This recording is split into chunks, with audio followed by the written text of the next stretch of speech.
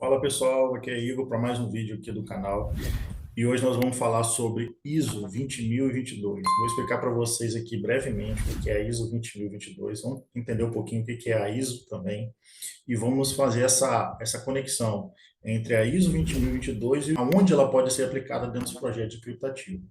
Beleza? Vai ser um vídeo rápido aqui, sem muito delongo, vamos lá, vamos para o nosso slide padrão aqui que a gente sempre faz.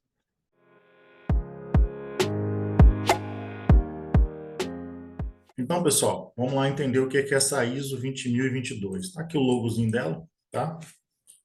Aqui um breve sumário, vamos falar sobre a ISO, vamos entender o que é ISO 20022 e fazer um comparativo aqui, né? Fazer um compilado aqui entre a ISO 20022 e aonde elas podem ser aplicadas aqui dentro dos projetos criptoativos, que é o que nos interessa. E a fonte que eu busquei foi essa aqui, tá? Essa é a principal fonte. Eu obtive em outros cantos também, outras informações, mas basicamente o slide foi criado aqui a partir desse slide simplificado aqui da própria ISO 20022 aqui do site deles.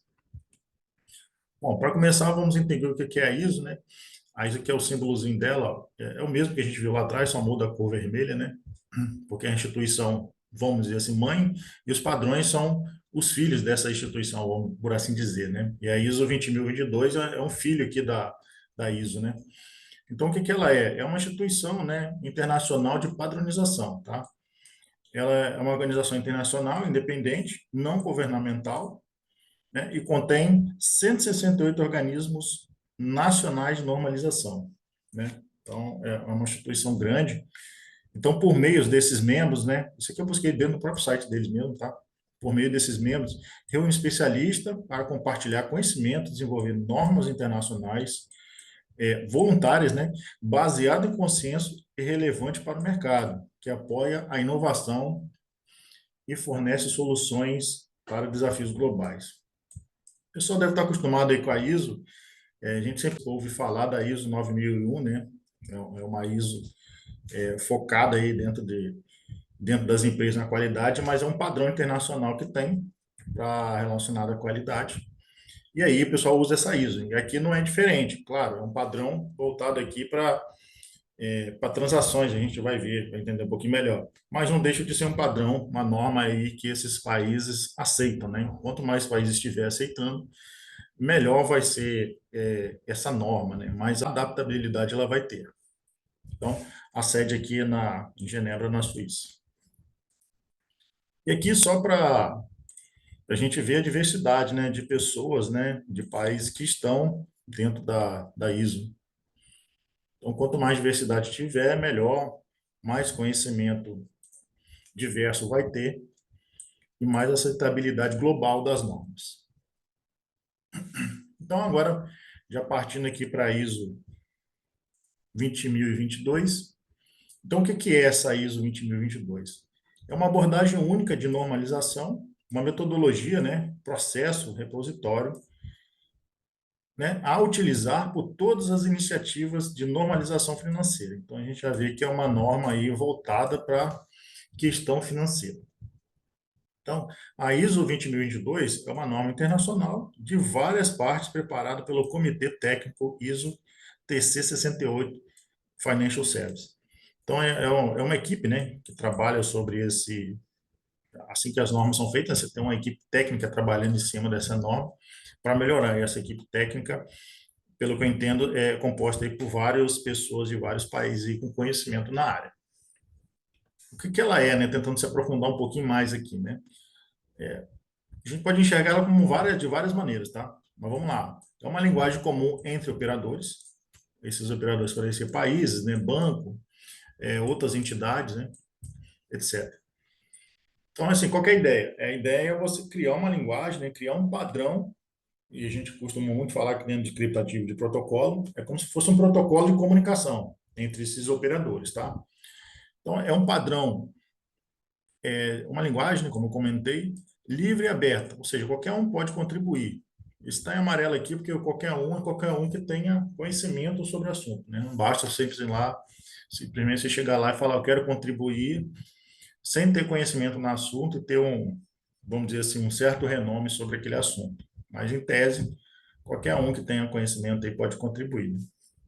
Como são assuntos muito avançados, você só vai contribuir se você de fato tiver um conhecimento avançado ali sobre. Então, o que que ele é mais, né?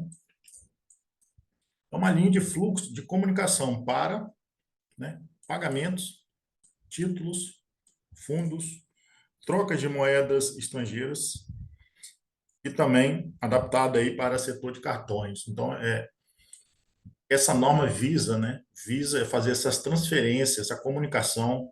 A gente sempre fala bastante aqui, a gente vai ver a palavra mensagem daqui a pouco também. Essa troca de mensagem entre computadores, né? Porque a gente está falando aqui de computadores, né? São computadores trocando informação e essas informações são o quê? São pagamentos, são títulos, fundos e moedas estrangeiras. Hoje em dia tudo é computador, né? Então não tem ninguém ali atrás do caixa ali anotando o que foi pago, o que não foi. É tudo automatizado. Então aqui uma outra palavrinha que a gente conhece também é um padrão de interoperabilidade entre entidades. Então essa palavrinha a gente já conhece. Por vezes alguns podem confundir essa palavra só pensando em projetos de blockchains, né, de criptativo, mas interoperabilidade é uma palavra bem ampla, né? Significa nada mais do que você comunicar dois computadores, fazer dois computadores se comunicarem. Ele tem um software específico e esse software específico tem um arquivo ali dentro que é interoperável com outro software. Então você consegue fazer com dois computadores diferentes, com software diferente, consigam conversar entre si. Então aqui é o padrão de mensagem, como eu comentei. O padrão de mensagem é o quê? Hoje a internet, se a gente for olhar, ela é baseada em mensagem. Tudo que a gente faz dentro da internet, ela é uma mensagem. Quando você abre o site, você abre o seu computador, abre o browser ali, digita o nome do site, ele está mandando uma mensagem para aquele site para ele responder para você alguma informação. Então, é baseado em mensagem a nossa arquitetura aí de internet. E uma outra coisa que ela é também, né, a ISO 20022, ela quer também evitar ilhas de liquidez, né? Porque com a globalização, cada vez mais os países estão precisando fazer transações entre eles, né? Não só países, mas banco, até banco interno no seu país mesmo. Precisa cada vez mais ter essa interoperabilidade. Então, visando esse problema futuro de gerar ilhas de liquidez, eles já estão criando esse padrão. Estão criando esse padrão. Você quer ver um exemplo bem claro de que acontece problemas, né, quando a gente não gera padronização, é quando a gente olha o sistema de unidades, né? Você tem lá, quando você olha lá, você tem um sistema de unidade internacional, você tem um sistema de unidade britânico, você tem um sistema de unidade americano. Então, cada um usa um tipo de sistema de unidade. Estou falando de unidade aqui de pressão, de vazão, de unidades físicas, né? Entre outras também. Então, cada um usa um. Aí você vê que gera aquela complicação. Quando você vai trabalhar com essas unidades, você tem que ficar transformando, se é de um país, se é do outro, você tem que ficar transformando, isso aí gera erros, né?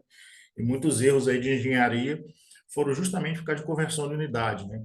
É até meio sem lógica a gente pensar assim, cara, no mundo globalizado que a gente está, por que que a gente não tem um sistema de unidade só, né? Claro que não é a coisa simples de se fazer, mas chega a ser ilógico a gente ter vários sistemas de unidade ainda rodando, sendo que a gente já tem um sistema de unidade internacional que alguns países ainda não aceitam. Então, é um problema que gera por não ter uma padronização internacional. E aqui, quando a gente vê a ISO 20022, ela está querendo evitar esses problemas também. E justamente quando a gente olha aqui na parte de ilhas de liquidez, que a gente já vem batendo na tecla aí bastante aí, inclusive aqui dentro do canal, sobre essa questão de ilhas de liquidez, né?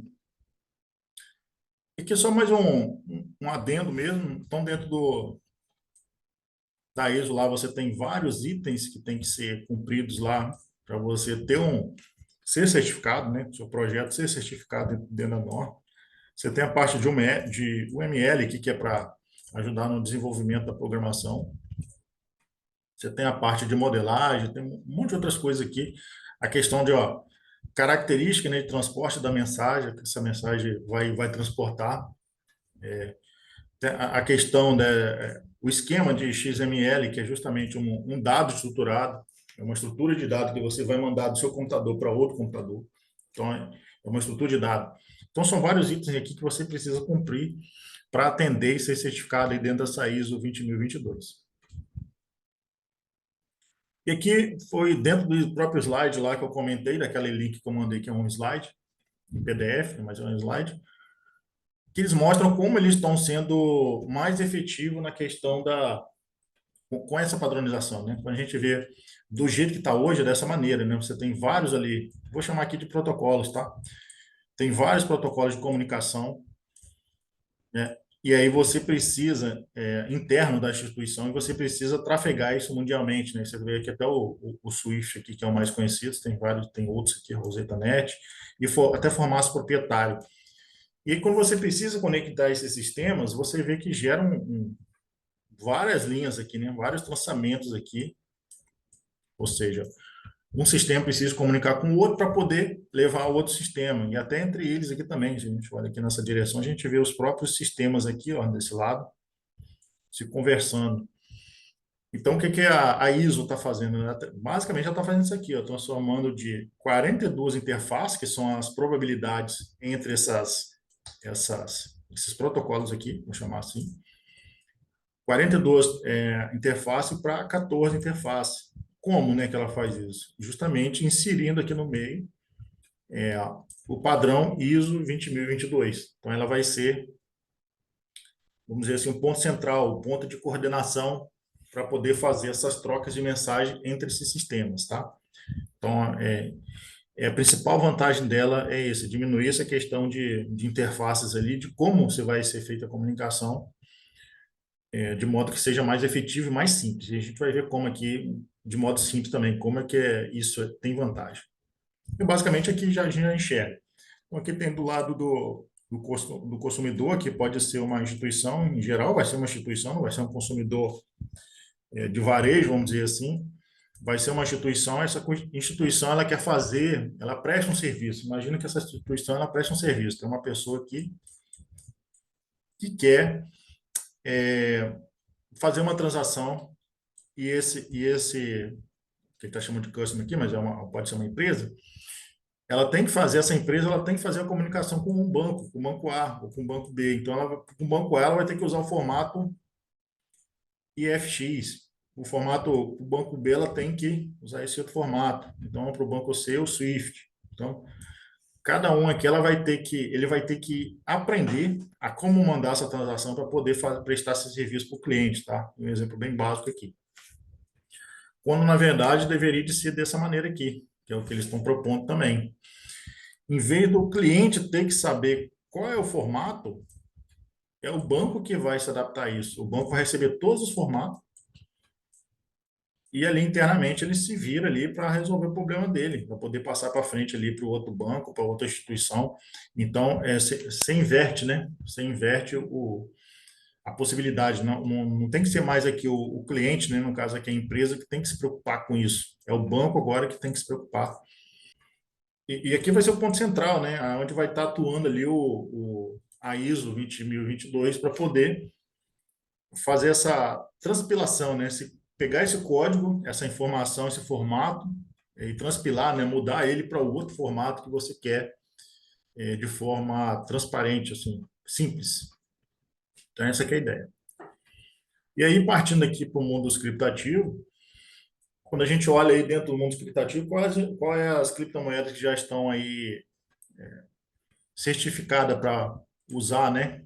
Que usam ali a ISO 20022. No caso, vai ser Contestamp, Ripple, Stellar, Hedera. Até foi um assunto aqui de pergunta, rolou uma pergunta para a gente lá na live da Hedera sobre se a Hedera participava, né? Se ela tinha essa certificação, e tem. No caso aqui, a IOTA também, XDC, Algorand e a Cardano. Então, são pelo menos as que tem aí notícia aí, que tem essa ISO aí e aceitam, né, esse tipo de moeda com esse padrão, tá? E só lembrando que a Quant, né, a Quant Network, a gente tem uma live aqui no canal também sobre ela não é DLT, né? E aqui, finalizando nosso vídeo aqui, só fazendo um breve compilado aqui, né? Então, a norma permite, né, que ativos transacionados na rede com certificado ISO atenda a regulações dos tipos, né?